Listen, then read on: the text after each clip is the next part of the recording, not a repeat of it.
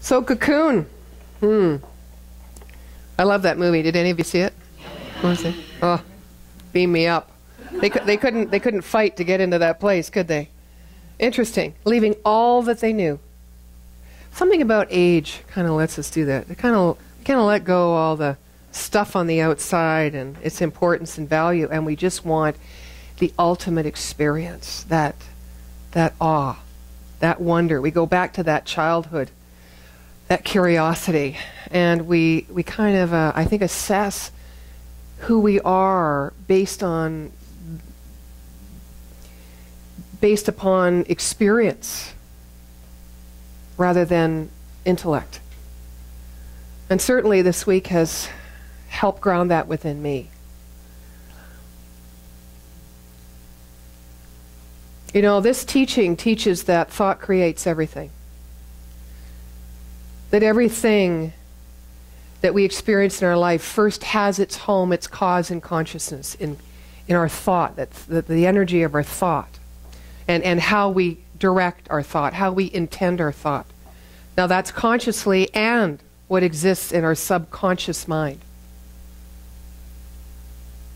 And I believe that's true, but something shifted for me this week. Eckhart Tolle once said, you may be familiar with this, let me just get this. The quality of our consciousness creates our life. But what creates the quality of our consciousness?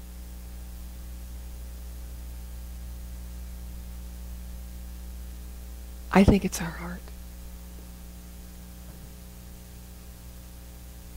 It's not different. It has an intelligence and a perception of wholeness, unlike our mind, right? Which, our conscious mind, which is where we hang out most of the time. It kind of divides, separates, deduces, analyzes, kind of fragments. It says, oh, this is who we are, this is who we're not. This is who they are, this is who they are not. This is what life is, this is what it isn't. This is what life can be, bless you, on the truth.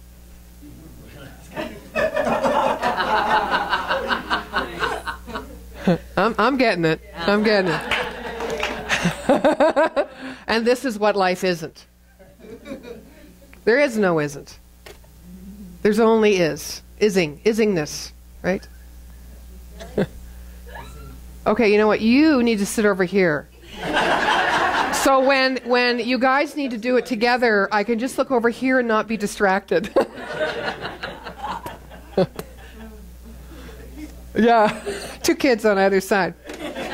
So for me, Easter and the crucifixion, you know, a big word. It takes in the darkness, it takes in the pain and the suffering, it takes in the glory, the possibility of our life and of the life of the planet. You know, there's some point in time, because we try so hard to get it right, to be good, and to walk a straight line, or walk a crooked line, or play outside the box, but we're trying, right? We're trying. As we're trying, you know, we're starting to move our attention toward the wholeness of who we are, but we get kind of short-circuited in the trying by all those ideas that we have allowed grown and we've given attention to that say we're not wholeness. So for me, the crucifixion is about that release from those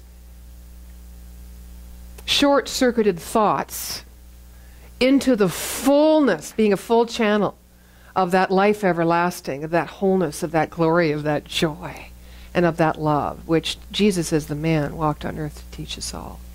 That love and the compassion. And we certainly can't have it for others. We can in moments, but we can't unless we are full in our hearts, unless we let our hearts lead us. Lead us to the place through all the wilderness. The wilderness is that uncomfortable place before Jesus went to Jerusalem, where he knew what was going to happen. All the uncomfortable places within us. And I found out this week that the most uncomfortable, I didn't find out, I knew it all along, But what I did was I broke through it more this week, right? Which are the places in me that are most vulnerable. I've gotten used to telling myself limited thoughts. I've gotten used to affirming things about myself and my life that I don't like or that I don't think are so good. I'm not vulnerable to that. I've affirmed it too long. Right? What I'm vulnerable to is the feelingness, not of the sadness and grief necessarily, when I look at what life could have been had I not had those thoughts.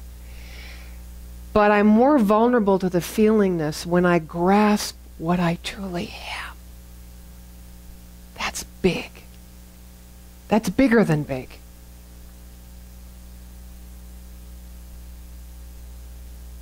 We have to become self-honest, you know. We have to really look at, and you know, when we look at this bigness, we need to look at it all. You can't leave any part out. But you need to remember that as you look at those perhaps painful places where you have been dishonest, or with yourself or others, or you've been hurtful or harmful or judgmental, anything less than loving, that it's all part of that sacred journey to that Christ consciousness that was born within you. It's all part of it.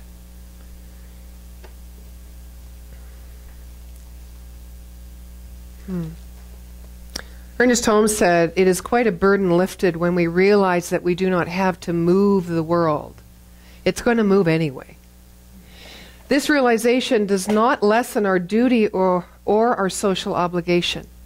Social obligation meaning to love and be there for one another, to see our fellow human beings as extensions of the spirit that lives uniquely as us.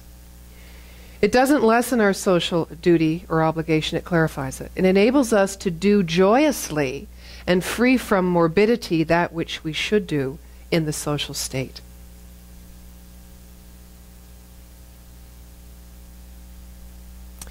Emerson said, "The glory of friendship is not in the outstretched hand, nor the kindly smile, nor the joy of companionship. It is in the spiritual inspiration that comes to one when he discovers that someone else believes in him and trusts him." You know that you know how to smile and be kind.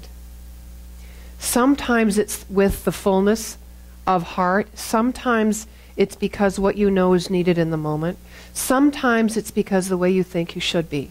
Sometimes you be it, I be it, we be it, because it helps us feel better. And all of that's good. Sometimes we do it because it's a learned behavior. Because we know we should do it. And in those very moments that are disingenuine, it serves to separate, not unite. Now, those of you who participated in the concert on Tuesday night last, or in the play shop that Reverend Karen Weingard gave, you will know what it feels like and what it means, not only to live full out, but love genuinely. I have never met an individual, maybe you have had this experience, and that's a wonderful thing. I have never had this experience, ever, of looking in someone's eyes and seeing through myself to spirit, to the wholeness and the beauty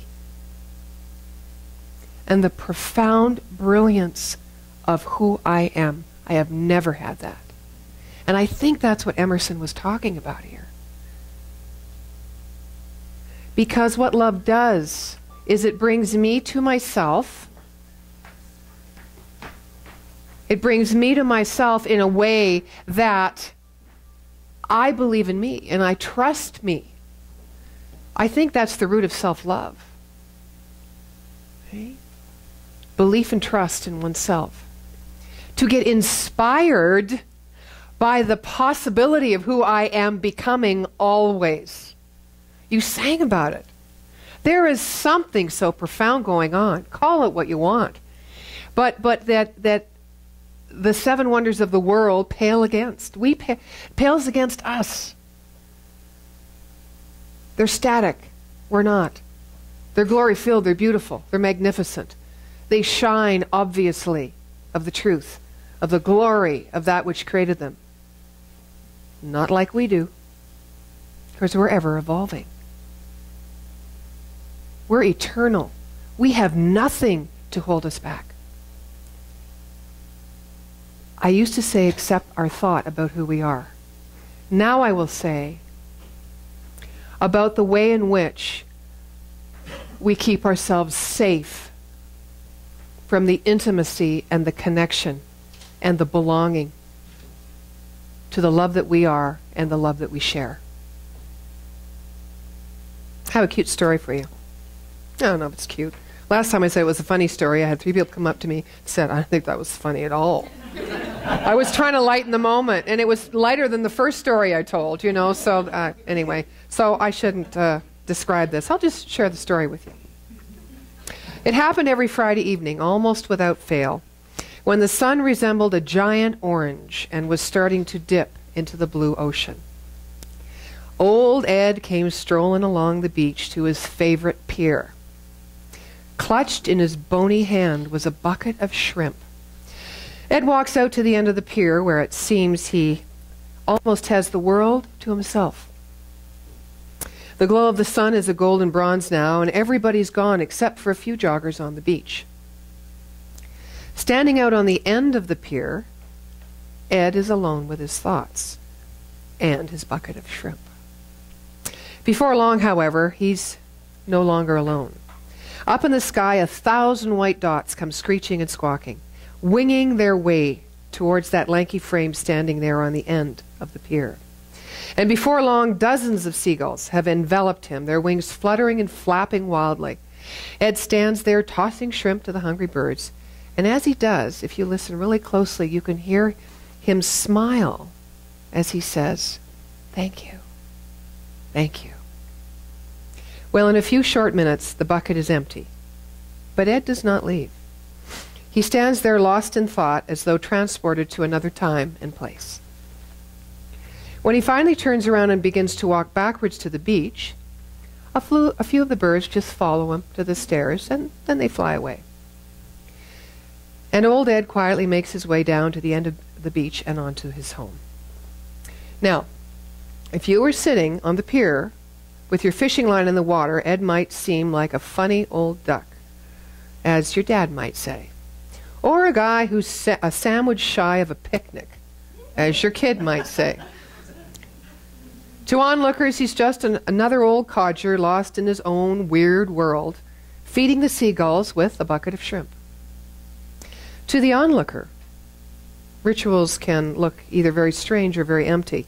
They can seem altogether unimportant, maybe even a lot of nonsense. Old folks, really they do strange things, at least in the eyes of boomers and busters.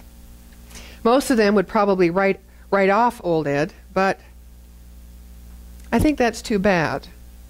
They would do well to know him better. His full name, Eddie Rickenbacker. He was a famous hero back in World War II. On one of his flying missions across the Pacific, he and his 7-member crew went down. Miraculously, all the men survived, crawled out of their plane, and climbed onto a life raft. Captain Rickenbacker and his crew floated for days on the rough waters of the Pacific. They fought the sun, they fought sharks. Most of all, they fought hunger. By the 8th day, their rations ran out. No food, no water. They were hundreds of miles from land, and no one knew where they were. They needed a miracle. That afternoon, they had a simple devotional service and prayed for a miracle. They tried to nap, and Eddie leaned back and pulled his military cap over his nose. Time dragged, and all they could hear was the slap of the waves against the raft. Suddenly, Eddie felt something land on the top of his cap. It was a seagull. Old Ed would later describe how he sat perfectly still, planning his next move. With a flash of his hand and a squawk from the gull, he managed to grab it and wring its neck. He tore the feathers off, and he and his starving crew made a meal, a very slight meal for 8 men. Then they used the intestines for bait. With it, they caught fish, which gave them food and more bait. And the cycle continued. With that simple survival technique, they were able to endure the rigors of the sea until they were found and rescued some 24 days later. Eddie Rickenbacker lived many years beyond that ordeal, but he never forgot the sacrifice of that first life-saving seagull. And he never stopped saying, "Thank you." That's why almost every Friday night he would walk to the end of the pier with a bucket full of shrimp and a heart full of gratitude. I think that's a very cool story to illustrate the crucifixion. Thank you. Now, it may not be Jesus on the cross for you. Maybe something else. Maybe a person or an individual or even yourself in your own life that has made a great sacrifice so that you could say thank you. Thank you every time that hunger is fed. That hunger that sometimes leads us down the path where we think there will be no return. When the obstacles of the darkness seem so great, we think we will never emerge from the tomb. But you know, the 3 days in the biblical story of when Christ is in the tomb, I think are the most powerful. That's why I named this talk Cocoon. Because it is the time with self in a way that's so honest, that's so revealing, that moves us to our wholeness. And wholeness, as we express and wake up and start feeling good about ourselves, wholeness is experience. Our hunger is fed when we can transcend the illusion of the condition in our life. And the only way I know how to do that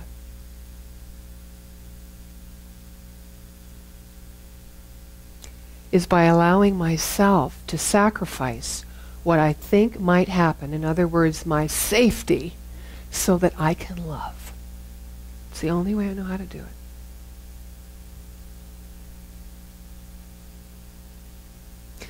Some of you are familiar with the Course of Miracles. That's how actually how do you call it? How I bit into the spiritual path. I think that was the first thing I read. Didn't want to read it. Someone gave it to me, very low point in my life. I opened the first page, and it was like, da-da-da-da God, da-da-da God, God, God, da-da-da God, God, God, whack. I whacked that God like those little moles in the Stampede. I love that game. I can't hit the heads of those moles fast enough. Jeez, I love that.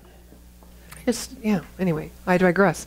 I don't like when I do that because I can never get back on track. Tell me what I was saying.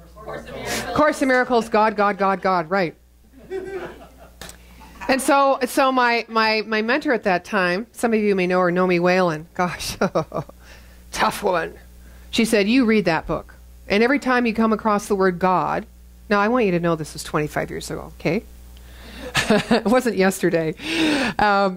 She said, just put I or me in there. It's okay.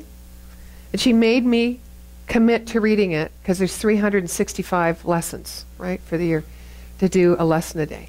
A lesson a day. Boy, it was the biggest commitment I ever made. But in that book, for those of you who know it, they describe the holy instant. The holy instant. And the holy instant isn't an instant where you're in the state of bliss You know, those states where you absolutely feel infallible. You're maybe standing on top of a mountain, or you're away on a holiday on jet skis, you know, or you're, one of my favorite things is riding a horse on the beach in Mexico, you know, yeah, you know those states. Yeah, you can feel connected, holy, like it's a holy moment.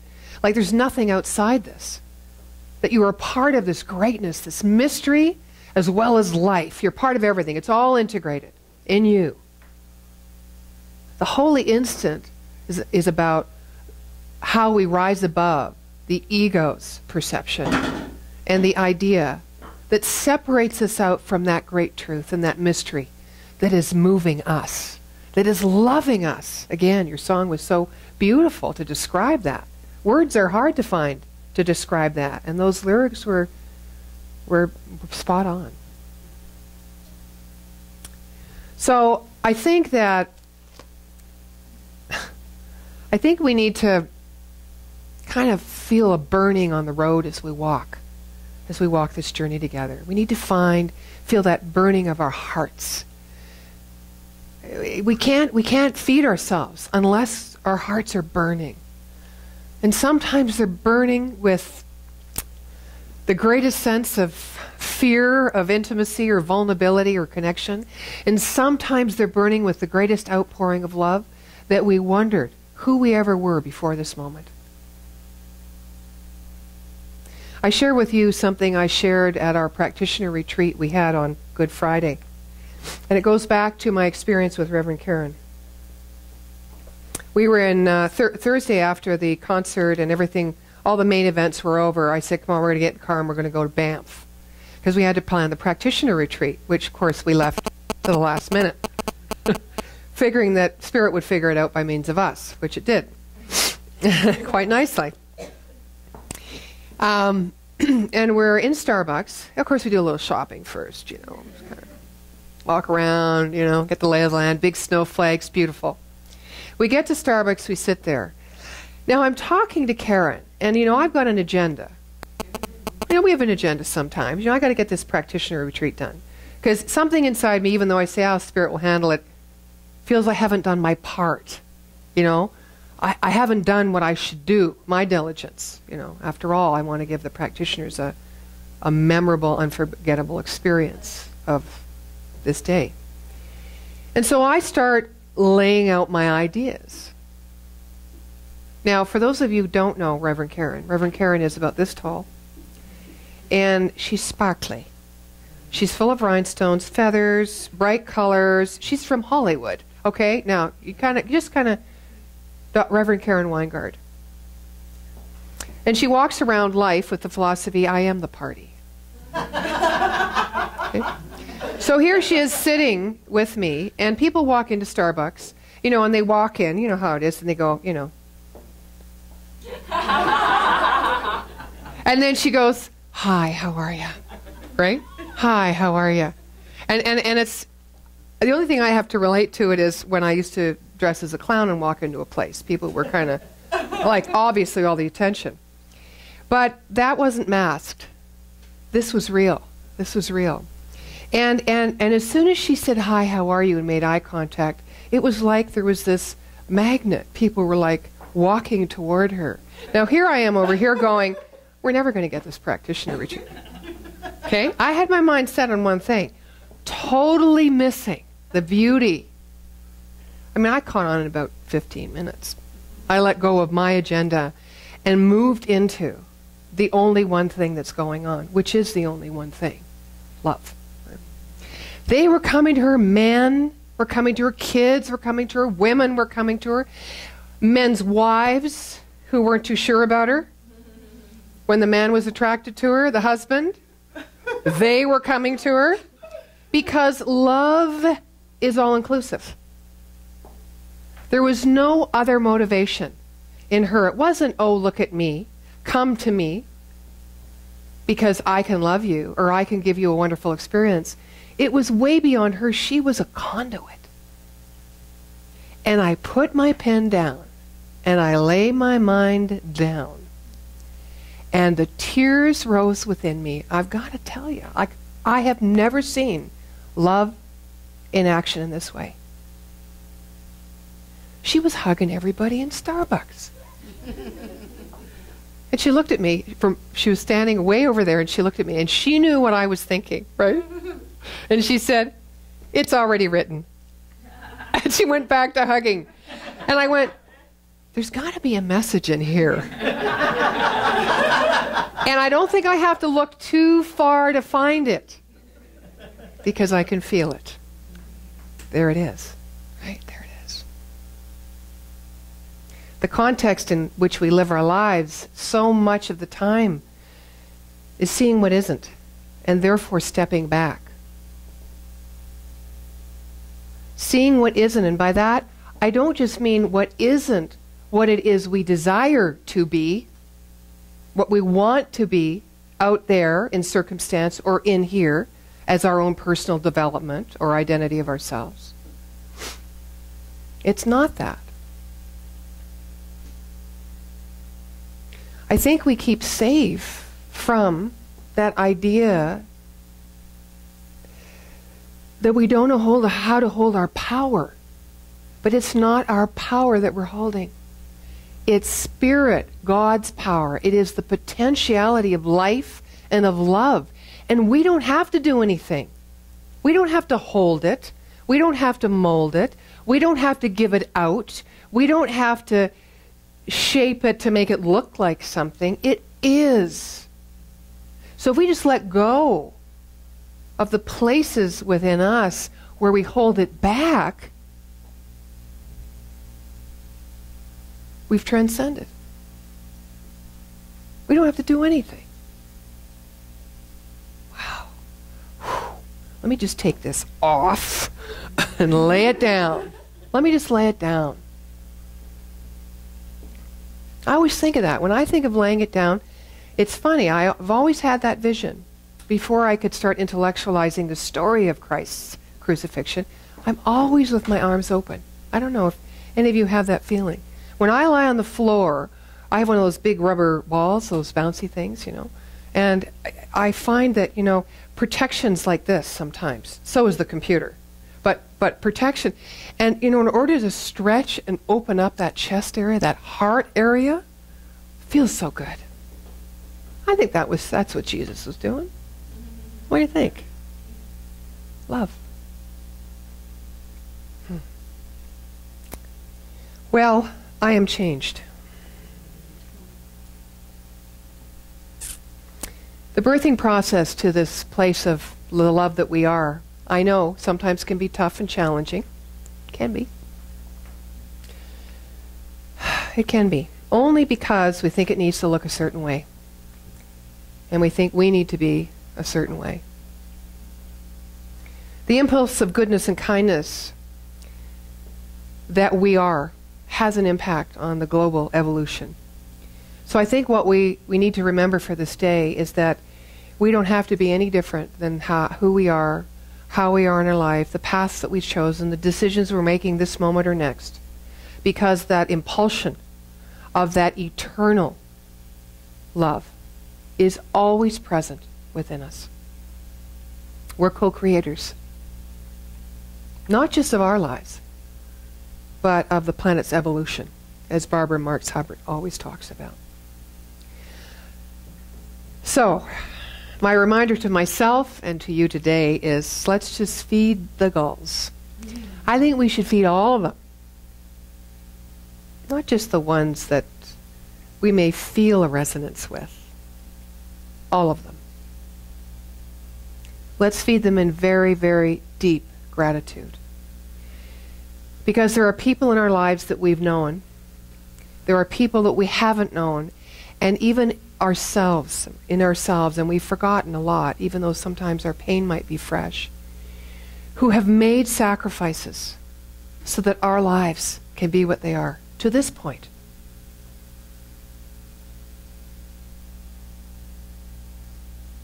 Whether right or whether wrong, sacrifices have been made. And by sacrifices, I mean sacred choices. So let's feed all of the gulls, including ourselves, in our hungriest moments, with buckets and buckets and buckets and buckets of shrimp. Go shrimp. I'm going to choose lobster. Because as Reverend Karen reminds us, and I'll never forget it, they shall know us by our love. And so it is. So it is.